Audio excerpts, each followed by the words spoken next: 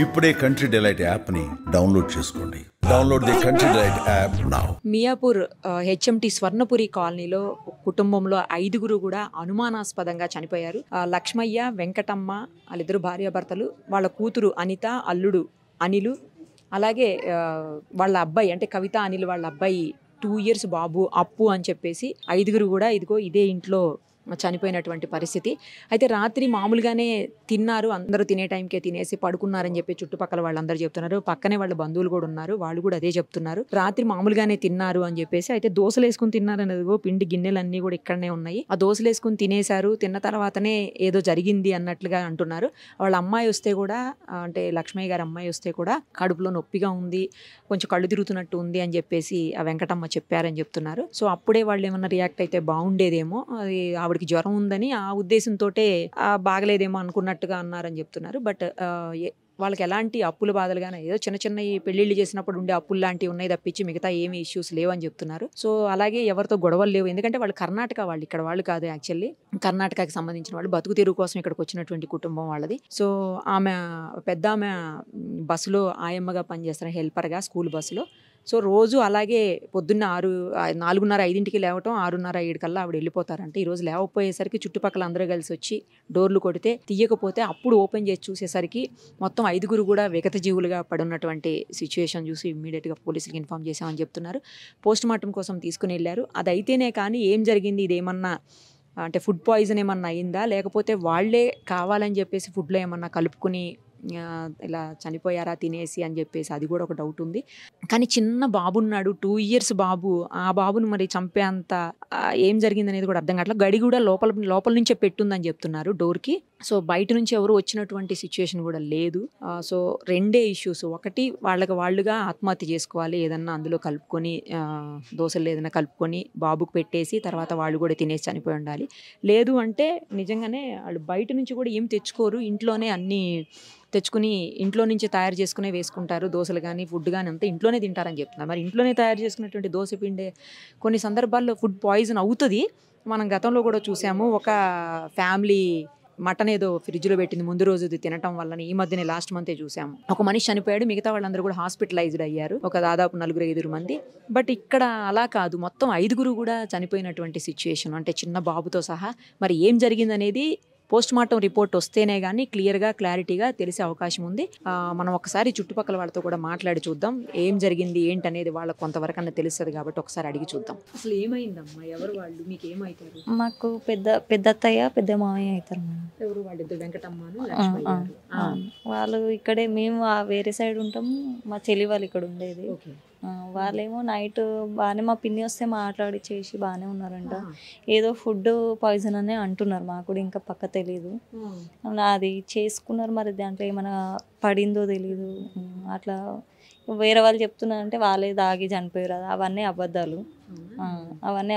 వాళ్ళకి ఏమైందో తెలియదు. చనిపోయేటంత పిరుకోలు అయితే కాదు వాళ్ళు చేసుకొని, వాళ్ళకి గట్టిమంతులే. అప్పు అయితే ఊర్లో పెళ్లి చేసిరు, మా మరదల్ని పెళ్లి చేస్తే అమ్మాయి సెకండ్ అమ్మాయి చేస్తే అప్పులు తీరట్లేదు అన్నట్టు ఇక్కడ వచ్చి బతికి అప్పులు తీర్పాలని వచ్చారు వాళ్ళు.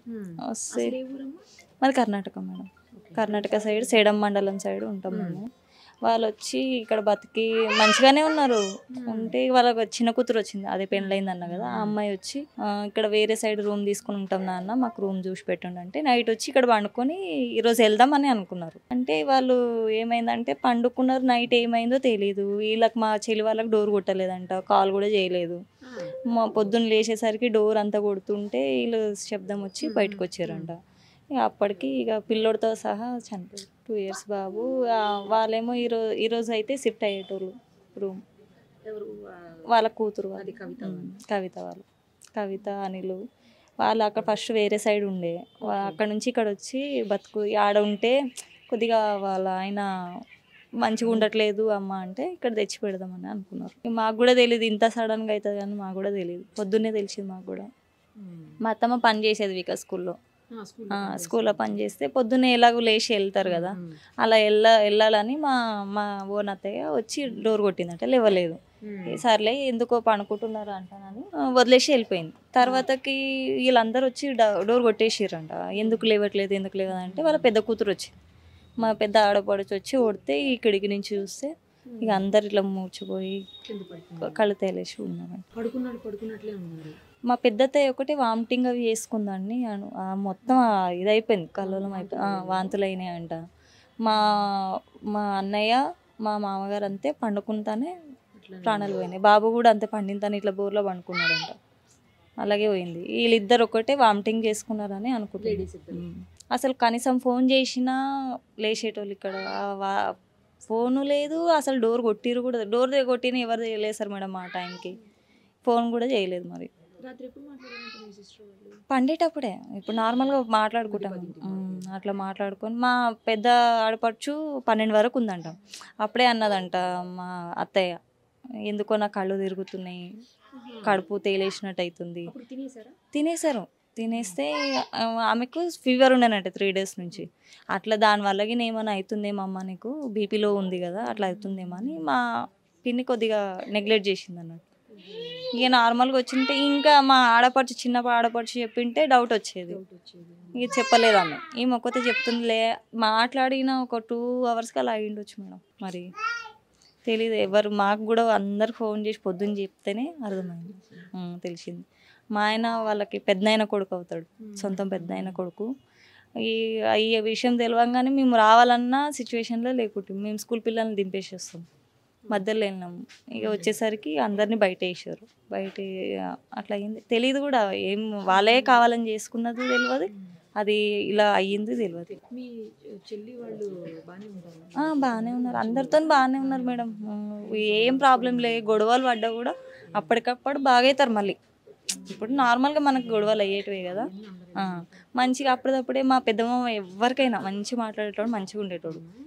చేసుకొని తినాలి కానీ ఇట్లా ఉంటే ఎట్లా, దేశం వచ్చి దేశం వచ్చినా మంచిగా ఉండాలి అని మంచి మాటలు చెప్పేటోడు. ఎవరితో గొడవలు పడ్డా కూడా అప్పటికప్పుడు మంచిగా ఉండేటోడు. ఎవరితోనైతే నార్మల్గా శత్రుత్వం ఎవరితో పెట్టుకోలే. ఇక అప్పుల బాధ ఉన్న అందరితో బాగా, అందరితో ఆడ ఇప్పుడు ఇక్కడ ఉన్నంత అక్కడ ఉండదు కదా మేడం. అందుకని ఇక్కడ చేసుకొని వచ్చి ఏదో అప్పు తీర్చుకుందామని వచ్చారు. ఇంకో 1 ఇయర్ అయితే అయిపోతుంది, మేము వెళ్ళిపోతాం ఊరికని వాళ్ళు హోప్లో ఉంటే ఇట్లా. సేడం మండలం మేడం, అది డిస్ట్రిక్ట్ గుల్బర్గా, మాది సేడం మండలం, రంజోడ్ పక్కల గ్రామం. అటు నుంచి వచ్చి ఇక్కడ బతుకుంటే ఆల్మోస్ట్ ఫ్యామిలీ ఇక్కడే ఉంటుంది మాది. ఆల్మోస్ట్ ఇక్కడనే ఉంటుంది. ఇక తర్వాత ఇప్పుడు 1 ఇయర్ అయిన తర్వాత వెళ్దాం అనుకున్నారు, మధ్యలో ఇట్లా. వాళ్ళ చిన్న కూతురు మ్యారేజ్ అయిపోయింది, లాస్ట్ కూతురు. వాళ్ళకి 3 ఆడపిల్లలు. పెద్ద అమ్మాయిది అయిపోయింది, ఈమె చనిపోయిన ఆమె సెకండ్ అమ్మాయి. థర్డ్ అమ్మాయి వచ్చింది ఇంతకుముందు. అబ్బాయి ఇంకా లేడు. అబ్బాయి వేరే సైడ్ కిరాయి వెళ్ళిండు, ఆటో నడుపుకుంటాడు. ఇక్కడే ఉంటాడు. 3 డేస్ అబ్బాయి వెళ్ళి ఉంటాడు. 3 డేస్ అయింది వెళ్ళి, ఇంకా కాలే. చిన్నోడు రాలేదు. ఈరోజు వద్దామని బయలుదేరదామని అనుకున్నాడు. ఈరోజు సాయంత్రం వాడికి ఏదో ఫంక్షన్ ఉందంటే అక్కడ వెళ్ళాడు. ఈరోజు వెళ్దాం సాయంత్రం అని పొద్దున్న ఈ న్యూస్ని ఆల్రెడీ వస్తున్నాడంట. వికారాబాద్ విజయవాడలోనే ఉన్నాడంట. Compulsory madam. ఎవ్వరు లేవకుండా మా మామయ్య లేచి నీళ్ళు వచ్చిన నీళ్ళు ఎవరు వాళ్ళకి నింపి పెట్టి, మా చెల్లి వాళ్ళకు కూడా మస్తు హెల్ప్ చేసేటోడు, మస్తు అడిగేవాళ్ళు. లేవండి అమ్మా, మా చెల్లి కొద్దిగా లేచేది కాదు, పొద్దున లేపి మరి స్కూల్కి టైం అవుతుంది, ఎల్లుండి అని. దేవుడు అనేటోడు చూడండి, పసివాడిని కూడా వదిలేనట్టు చేసుకుంది. 2 ఇయర్సే బాబు. అబ్బాయి చిన్న అబ్బాయి, వాడే ఫస్ట్. వాళ్ళకి ఒకటే కొడుకు. ఇక చేసుకుందాం అనేసరికి వాళ్ళ ఆయన కొద్దిగా వెనకలో జర బాగాలేకుండే, పట్టించుకునేటోడు కాదు. ఇప్పుడు కొద్దిగా మంచిగా ఉండి ఫ్యామిలీని బాగా చూసుకుందాము అనేసరికి ఇట్లా అయిపోయింది. మేస్త్రి మేడం, అనిల్ మేస్త్రి. ఇవి ప్లాస్టర్ అవి చేస్తాడు ఆయన. ఏంటనే మా మరదలు కూడా వెళ్ళేది పనికి, ఇద్దరు వెళ్ళి చేసుకునేటోళ్ళు. స్కూల్లో చేస్తుంది.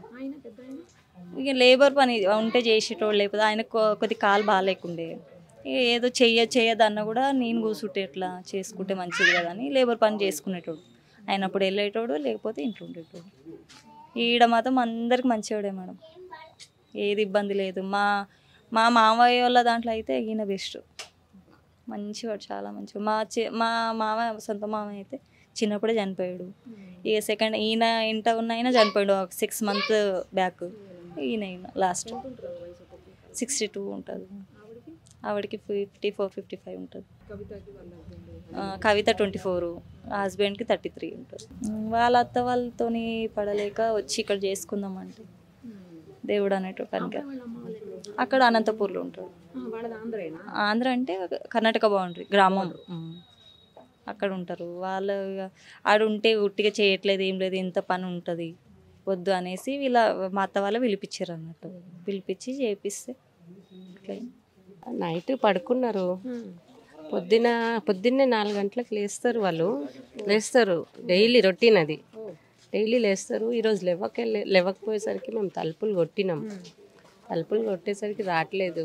ఇంకా వాళ్ళ పెద్ద అమ్మాయికి ఫోన్ చేసి పిలిపిస్తే వచ్చి తలుపు ఇడగొట్టేశారు. తలుపు ఇడగొట్టేస్తే 5 మంది పాపం బయట వేసుకున్నారు. అది ఎట్లా జరిగిందో మనకు తెలీదు. మరి నైట్ తిని పడుకున్న వాళ్ళు అట్లనే పడుకొని ఉన్నట్టున్నారు. అయితే ఇంకా అంతే మాకు తెలిసిన వరకు. మార్నింగ్ 6 నుంచి లేపుతున్నాం మేము. వాళ్ళతో పాటు పనికి వెళ్ళేటోళ్ళు అయితే 5:30 నుంచే లేపుతున్నారు. ఆవిడ బస్కి వెళ్తుంది. ఆవిడ బస్సులో హెల్పర్గా స్కూల్ బస్లో ఆయమ్మకి వెళ్తుంది. ఈ పక్కన ఆమెతోనూ ఇద్దరు ఒకటే దగ్గర వెళ్తారనమాట పనికి. ఇద్దరు రోజు కలిసి వెళ్తారు. ఈరోజు ఆమె రెడీ అయిపోయి ఈమె ఇంకా లేవలేదు. పిలిచారు, లేవలేదు, తలుపు కొట్టారు. ఇక వాళ్ళు టైం అవుతుందని వెళ్ళండి మీరు చూడండి కొంచెం అంటే మేము అప్పటి నుంచి తలుపు కొడుతూ ఉన్నాం. 7 వరకు చూసి వాళ్ళ అమ్మాయిని పిలిచి తలుపు ఇరగొట్టండి మీరు. మరి ఇప్పటి వరకు ఒక్కళ్ళంటే సపోర్ట్ చేయాలి, 5గురు కదా, ఎవరో ఒకళ్ళు సపోర్ట్ చేయాలి కదా, మీరు తలుపు తీయండి ఇరగొట్టండి అంటే ఇరగొట్టేసరికి అందరు పడుకొనే ఉన్నారు. ఫ్యామిలీ లోపల ఉంటాయి కొన్ని ప్రాబ్లమ్స్, అన్నీ క్యాజువల్ ప్రాబ్లమ్స్. కానీ వాళ్ళు ఇట్లా చేసుకునే వాళ్ళు కాదు. సంథింగ్ మంచిగానే ఉంటారు, అందరు బాగానే ఉంటారు. పొద్దున్న లేవగానే రొటీన్ లైఫ్. ఇంత సడన్గా ఇట్లా అవుతుందని అనుకోలేదు అసలు. వాళ్ళు చేసుకోరు కూడా, ఇట్లా చేసుకునే వాళ్ళు కారు. మాతో చెప్పుకోరు, ఏది కట్టుకోవాలి అది కట్టుకోవాలి అని ఉంటాయి అందరికి. మాకు ఉన్నాయి, వాళ్ళకు ఉన్నాయి, అందరికీ ఉన్నాయి. కాకపోతే ఇట్లా చిన్న వీటికి ప్రాణాలు తీసుకునే టైప్ కాదు. అంత ఈజీగా చేసుకోరు. చేసుకుంటే ఒకళ్ళు ఇద్దరు చేసుకుంటారు కానీ 5 మంది చిన్నపిల్లోడికి చేస్తారా? చేయరు కదా. ఏమో అది ఓపెన్ చేస్తేనే తెలిసింది దోశలు వేసుకున్నారని. నైట్ దోశలు వేసుకొని పడుకున్నట్టున్నారు తిని. మరి ఆ దోశ పిండియే తెలవాలి. లోపల తలుపేసింది.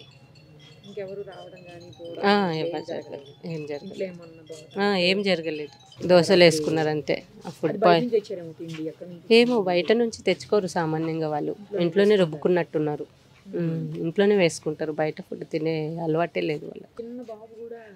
అదే అసలుకి చాలా విచిత్రంగా ఉంది.